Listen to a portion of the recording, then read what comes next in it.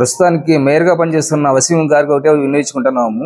నేటి రోజున మీరు మా ఎమ్మెల్యే గారి గురించి ₹1000 కూడా వర్కులు తీసుకురావాలనేసి నిన్న మాట్లాడారు.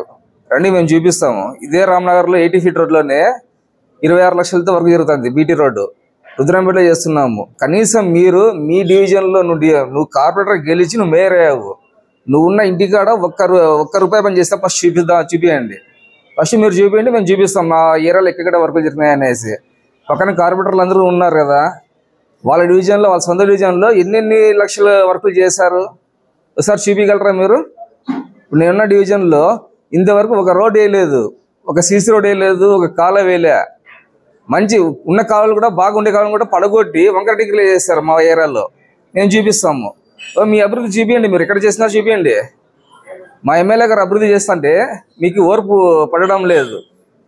ఆయన చేసిన అభివృద్ధి ఇంకా ముందుకు ఇంకా ఎన్ని చేస్తాడా అనేసి భయపడుతున్నారు మీరు. మా ఎమ్మెల్యే గారు చేసి చూపిస్తారండి. మీరు ఇంతవరకు ఏం చేశారు? మీ అనంత వెంకటరామరెడ్డి గారు ఏం చేశారు? 1000 కోట్లు ఇచ్చి పనిచేసినారు అంటున్నారు కదా, ఎక్కడ తెచ్చినాడు? మా అనంతపూర్లో 50 డివిజన్లు ఉన్నాయి అర్బన్లో. ఏ డివిజన్లో నువ్వు ఎన్ని కోట్లు పెట్టి వర్క్ చేసావో మాకు చూపించండి ఫస్ట్ వచ్చి మీరు. కానీ మా ఎమ్మెల్యే గారు, మా దగ్గుబాటి ఎమ్మెల్యే గారు చేసిన డెవలప్మెంట్ మేము చూపిస్తాము. మేము దానికి మీరు రెడీ అయిన దానికి. ఇంకోసారి అవాకులు చవాకులు మాట్లాడితే బాగుండదు. మేయర్ గారు జాగ్రత్తగా ఉండండి, చాలా ఇబ్బంది పడతారు, చూసుకోండి మీరు.